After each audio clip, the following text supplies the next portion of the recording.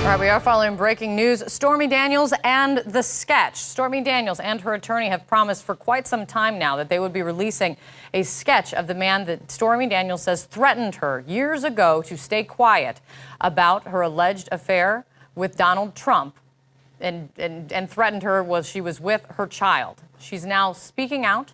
They're releasing the sketch. Let's watch this bit together. Stormy, you recently sat down with a forensic artist, a very well-known one, who created a sketch of the alleged suspect based on your memory from that day, and now you're ready to reveal that sketch for the first time. Can we take a look at that with you? Oh. There you go. And to your recollection, is that the person that threatened you? Absolutely. Looks exactly like that person? Stormy, why did you feel like you couldn't go to the police originally when you were threatened? Well, two things. First of all, I was scared. It was expressly what he told me not to do. And I went home and regrouped and I was going to, because I always feel like you should stand up for yourself and you should report it. But the problem with that in this particular instance I would have gone to the police and would have gone, okay, a man approached me.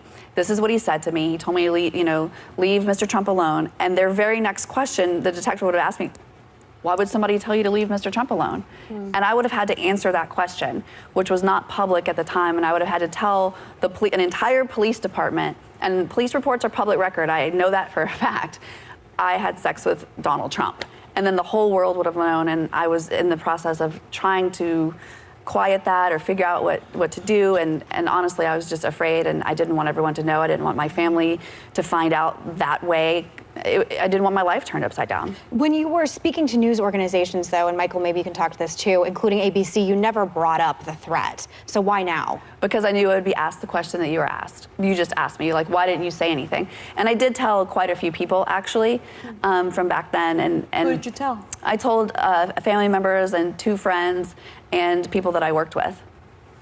And I mean, it's obvious she just didn't sit down with this sketch artist and, fabricate this. This is a very detailed sketch, and it was created by a woman by the name of Lois Gibson. She has the world record for the most identifications. She works with the FBI and law enforcement all around the country, and she found Stormy to be very credible and is highly confident in the sketch, and we hope that it's going to result in... I'm in awe of your memory.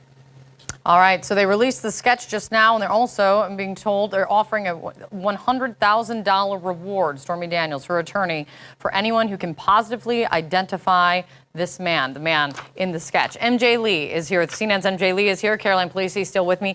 MJ, you've been watching this. You've been following this very closely, and now this moment plays out. What happens now? I think that we all didn't think that all of this could get more theatrical and dramatic, but there you have it. We have this sketch now. We have this announcement of a $100,000 award for somebody who can provide information about this man that is being described. Just to remind everyone, this is going back to an incident in 2011 when Stormy Daniels says a man approached her in a Las Vegas parking lot and threatened her and told her to leave Donald Trump alone. The context here, of course, is that she had agreed to tell a magazine her story about her alleged affair with Donald Trump, and this is when the man came. She says that she had her infant daughter in the back seat, so obviously she says this threat was very scary and serious. I don't know if everyone can see the inscription that was on the top of the sketch. Just for everyone's information, it says the man is described as being somewhere between 5'9" to 6 feet tall, in his 30s to early 40s. He is lean but fit.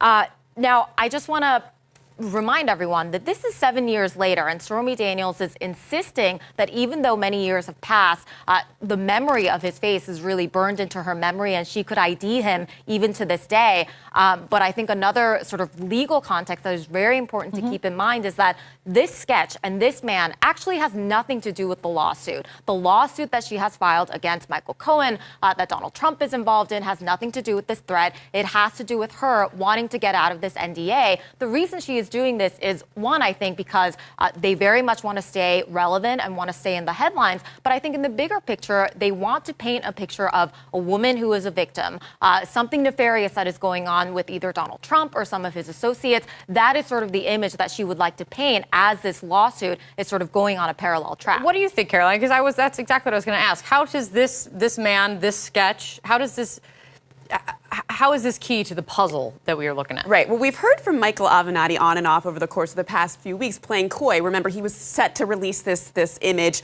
earlier, and then he stated kind of somewhat coyly on the network news stations that he had been asked, and he couldn't say by whom, to hold off on it. And he sort of intimated that, look, he's working with federal investigators in the Southern District of New York, because in the next breath, he then went on to praise the Southern District of New York prosecutors and investigators. So how is this playing then?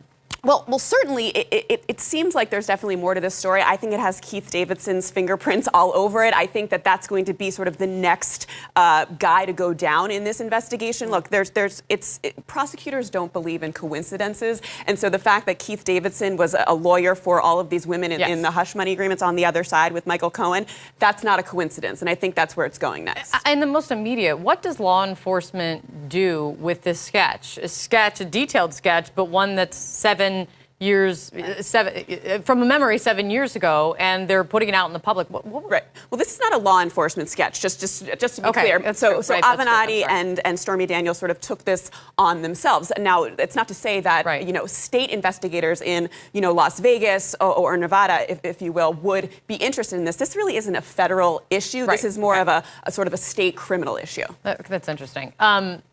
What else now? I mean, I think you bringing up Keith Davidson is really, really key. Remember, this is the lawyer who was involved in both the Stormy Daniels case, but also Karen McDougal. And last week, we found out that he had a role in the Elliot Broidy case. This is the Republican fundraiser who a woman accused him of impregnating her, and then she was paid to not speak about this affair. You're starting to see in all of these cases a pattern of behavior and potential pattern of certain people being involved in all of these issues, right? Whether it's Michael Cohen, whether it's Keith Davidson. And so you start to wonder, people that are close to Donald Trump, for how many years were they sort of regularly involved in this practice of trying to keep certain people quiet about information that they would find not flattering or not helpful either to their political careers or their public lives?